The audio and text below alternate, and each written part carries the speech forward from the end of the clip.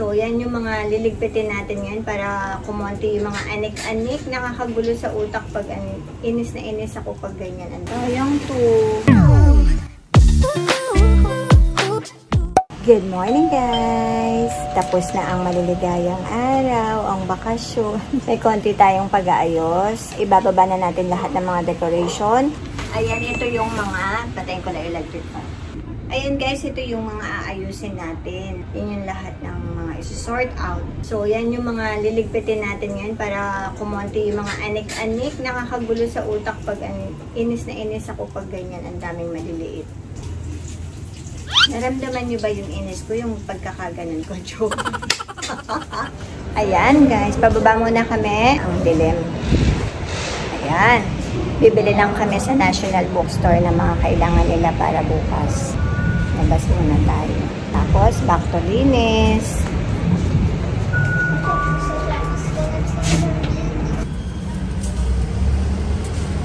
Ang Tres Marias Apia.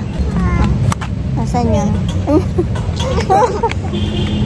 National Bookstore tayo.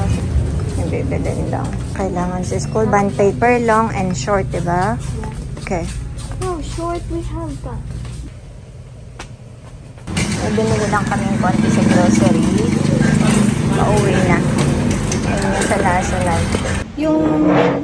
Yung laundry pala, hindi pa nakuhaan na. So, ayan guys, sasaba, nakauwi na tayo. Saglit lang tayo. Naubusan na pala kami ng long bond paper. So, ayan, ito yung clear book na kailangan ni Pia. And, aayusin yung bag ni Ina kasi sobrang bigat talaga. Kahit mga kuya nagre-reklamo sa bigat ng bag ni Ina. So, aayusin niya yun. Tapos, ilalagay yung iba dito. So, ayun nga po ang ating pa-background magulo. Ito, continue natin. Konti lang to. Yung binili sa National Bookstore ng mga bata. Long bond paper. Nasira na yung ganito ni Ina and yung nandito. Nasira na. Masyado silang busy. Gamitin ang mga stapler. Ano ito? Kay Kuya Sar. Inaayusin na yung gamit nyo hanggat maaga. Maaga nang matutulog. Tapos, dumaan din tayo sa Robinson. Nagpabili lang si ate ng Gatorade. Nadagdagan na naman yung binili natin. Mahawak pa nga ako ng itlog doon.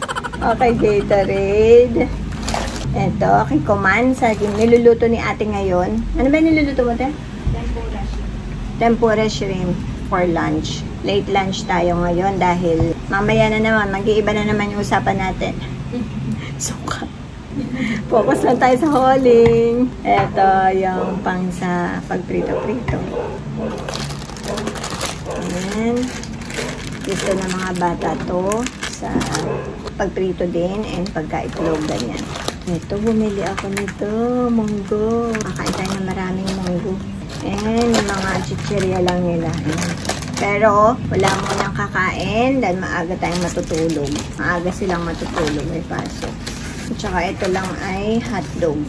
Dito ako talaga nang kasi against the light dun sa pwesto ko. Ito, nagpabili si Kuya Sai. So, ayun lang yung napamili natin. Ay, ayan naman talaga yung ating cook ngayon, no? For today's video, oh. Ay, bukas ang exhaust pa natin. Huwag nang patayin, mausok kasi. Ayan, ang niluluto ni Madam. Maging tempura sana siya. Hindi na mali ang ano nito. Tama na to. Sinunod ko na si Chef Boy Longo dito. Mabubusog ka na yan. Tinigman ko lang yung isa. Ang gamot mo. Ano lasa? Eh, kami, hindi pa kami kumain. Ikaw, busog ka na dyan. Joke. Ano lasa? Tinry ko lang. Sarap. Okay. Maalat. Wala nang baking soda. Wala na to. Okay. Mabuti na yung malinaw. Dito na ako nagsasandok. Ang ano doon, may salimuot pa doon sa kusina. Ang sikip. Kainin ko na yung mga bata. Mauna na tayong kumain. Kain tayo, guys! Ayan, ho. Kasi ito yung sasawa. Gutom lahat. Saka pakipatay yung electric fan. Yun yung difference pag may electric fan tsaka ngayon walang electric fan. Diba sabi ko, yung ginawa ni ate dito na dati. Grabe, pagkagat namin gano'n ni Kuya. Una si Kuya Sean, sabi niya, ang laki pa naman ng kagat niya dahil gutom na nga rin kami. Pagkagat na gano'n ni Kuya Sean sa sa hipon. Kasi yun, matalas ang panlasa niya sa pagkain. Pagkagat niya, alam niya, mapait talaga sa manuluwa niya. Tapos sabi ko, ano yun? Pagtikim ko, ang pait niya. Sabi ko, ano nangyari? Ano nilagay mo? Kalmado siya, sabi niya. Hindi ko alam, pinantay ko lang naman yung baking soda sa flour. Nagulo talaga kami kasi ang paggamit ng baking soda or baking powder is napakakunti lang. Yan lang depende sa dami. Sobrang pait. Pero tinry pa rin namin na hugasan lahat yun. Tapos tinimplahan niya ulit ng walang baking soda o may konti lang. Yung tamang sukat lang. Ayun, umukay pa rin. Yun yung kwento nun. Kaya ngayon na perfect niya na. So yan, tama na ang pakwento. Kain na tayo. At maglilinis na. Kain ng kain ha. Tapos gawin na yung dapat gawin ha.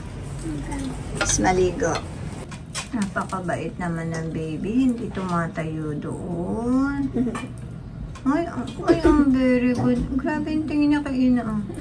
Sabi niya, bakit kayo lang ang may gadget? Tingin sa mata ni Ina tsaka sa gadget eh. Bakit kayo lang? Ito na. Get one. Get one. Sige, get one.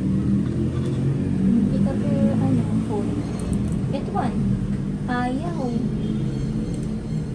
mommy will feed you.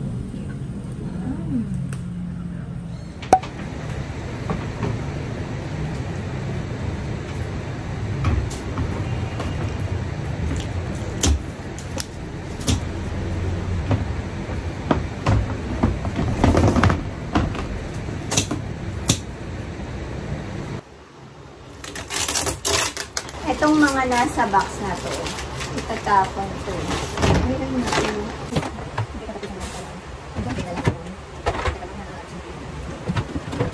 Ganito siya kalaki lang, oh. Ayan. Para kasya lang siya sa ilalim ng kama. Ayan, yun. 400 isa. So, ayan nga guys, nag-i-start ako na mag-sort out. Ito yung pinakaayaw ko. Tabingi kayo. Ito yung pinakaayaw ko eh. Ito tinanong ko sa mga bata o para silang mga daga. Ang dami mga panik-nik. May nakuha pa nga akong ganito. Ano ba kasi ito? Mas. Uy! 50 Shades of Grey yan. Ay, dito pala yung may glitter. Oh, bagay sa'yo na. Bagay sa'yo, tama lang sa'yo. Nakikita na yung mga nandito lang. Yung sa mga sinort out, tapos sinusort out pa ulit. Eto na yun. Ayan, naghahanap sila ng channel. El-cutter. Lalo, Casio. Sayang to. Di ba yung Casio eh? Casio. Water resistant to. Ang dami nilang ganito, oh. Ito yung sa tenga. Ito. Pa-headset. Oh, ang daming hikaw nito, oh. Hikaw ba to? Cyrus. May pa-Boracay pang keychain, oh. Buti pa ang keychain nakakarating sa Maynila galing Boracay. Tayong hindi makarating sa Boracay. Tayo lang yung may pa-sort out na nakabihes tapos naka-D4. Kita nyo naman ang hirap ng napakasipag ko. Binantayan ko nga saglit si Kiyon sa kwarto. Dahil nga nagluluto si ate at nandito sa amin. Pagdating ni ate, doon nagulat siya. Nakatirig na ako pa. Patulog na. Sabi ko, patulog na talaga ako. Hindi ako tumayaw, walang vlog. Bukas na. Ito, ang dami. Natulungan mo nga ako. Ito, ang daming i-sort out dito ng mga school supplies.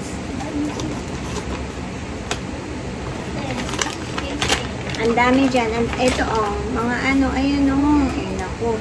Tingnan mo talaga itong batang ito. Nakakita na. Kung saan siya siya lang yan. Siya lang may gawa niyan. Ayun lahat ng kalat. Tingnan mo kung saan. Relax na relax, Mari. Oo, ipopost talaga kita eh. Makikita mo ito paglaki mo. Ganyan ka. Ganyan. Sa kama, sa kwarto, ganyan ginagawa niya. Mas gusto niya sa lapag, tapos uunanin niya lang yung kama. Oh, beautiful eyes pa nga. Nangantok na kasi naghahanap siya ng spot niya. Bossing! Grabe naman, baby yan.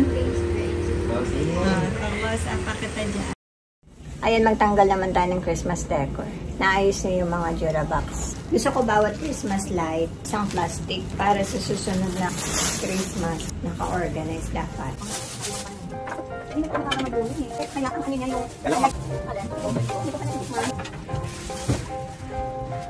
Sorry. Lalahan. Isa, dito tabi. Next question, bawal na. Sa Tagalog tabi. Sa English, excuse me ako. Mahulog na lang ng mahuhulog. Santa! Lalahan. Baka pumawi sa TV. Ay, ba't nakalak? Wala, Ano ba yun? bakit? Nakalak pala yung dulo. Hindi mo abot? Hindi ko abot, nakalak doon sa dulo. Kailangan ko kawitin ng kamay. I-flat mo na lang tong TV para maabot. Nakakawit. Ayan, okay na. Dahan. Kasi yan, anong problem? Ito kasi si Santa pa lang yung tinatanggal mo eh. Ha? Tsaka yung Christmas light na din na Kaya ako si nakakawit. Si Jesus yung si Santa. Hindi. Hindi naman nang si Jesus sa Santa, ma. Hindi si Jesus si Santa. Hindi ka nagsisimba ata. Magaling mo si Jesus. Iwagala yung camera. Pero sila na bird, pero hindi si Santa si O, sige, sino si Santa? Santa spirit lang siya ng Christmas. Oh, siya yung symbol ng Christmas. Pero hindi siya kahit Si Jesus, birthday lang, ka-birthday lang niya yung Christmas. Eh, pang bata nga, yung parang si Jesus na rin yung si Santa. Sige, i-explain mo nga. Nasa vlog ka. I-explain mo kung sino yun si Santa. Nagpapanggap nga siya na siya ay nagbibigay ng regalo para sa mga bata. Nagsisecret siya na doon siya dumadaan, hindi sa door. May isang beses nga sa mga movie, di ko nakitang nagdasal si Santa eh. Eh, kasi nga, nagbibigay siya ng gift. Love na yon. busy siya ibig sabihin. Yeah, busy siya. Nililista niya lahat ng ano. Pati ang alam ko, alaga ni Jesus, goat, hindi naman reindeer. Goat? Oo, goat. Same lang naman yun eh. Makita mo lang din sa ano natin na goat yung nakatabi. Hindi, goat ang mga inaalagaan nila dati, di ba? Yung desierto pa yung ano. Nakita mo lang dun sa ano ni Mama. Yung nativity. May tawag doon yung Bethlehem. Bethlehem. May goat Hindi eh. nanonood ako ng The Bible. Hindi mo alam yun, no? Sige, magmamahal na araw, magkaalaman. Doon yung silya na lang doon, huwag mo na ipasok yung...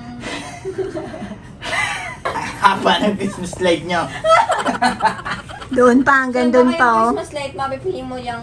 Naku, malapit na ang summer.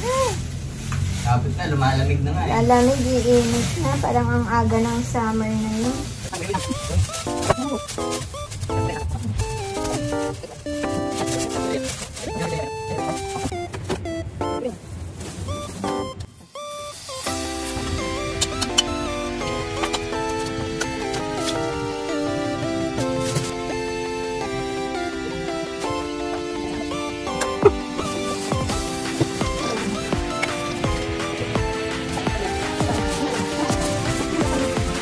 Mga baba ng Christmas tree, mga huli.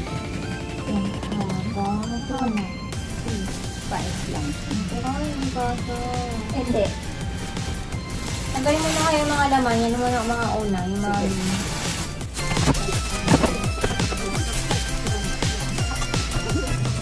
Ayan, kumasya yung Christmas tree. Ito pa to.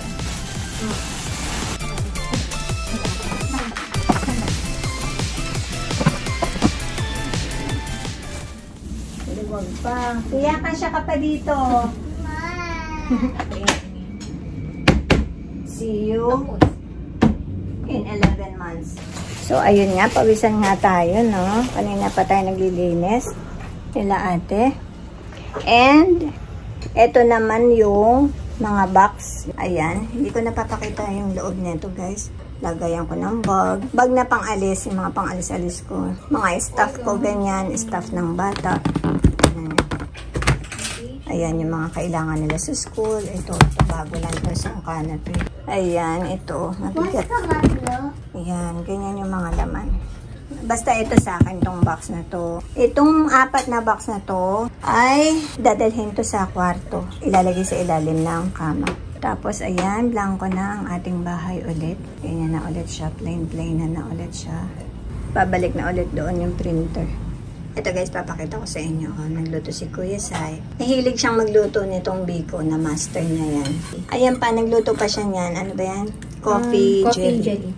Thank you naman, Kuya Sai. Pampagising, kape na, gatas pa na. Ang ingay na itong mga ito. Nagugupitan lang naman pala ng bangs. Ayan. Hindi. Bayan. Dapat pag ganyan, kupet. Or yung gusto mo. Or naman, pag ganyan. Para pagbagsak nun, hindi Tama. siya parang walis. Wala kayong tiwala sa akin. Dalawa, ya? Professional na si ate magupit ng bangs. Pwede Kahit na. ka nakapikit ako yun, kaya ko yun. Hindi na. Tingnan nga. Bagay naman ah. Oo, bagay na. Try not to put your hair behind your ears. Ganyan, mas maganda. Alam mo ba, ang mga Japanese, hindi nila nilalabas ang tenga nila. Oo, ayaw nila. Ayaw nila yan. Galit Kahit sila. mga Korean. Ayan. May pagka-similarity talaga sila niyan. Galit sila sa tenga, ganun.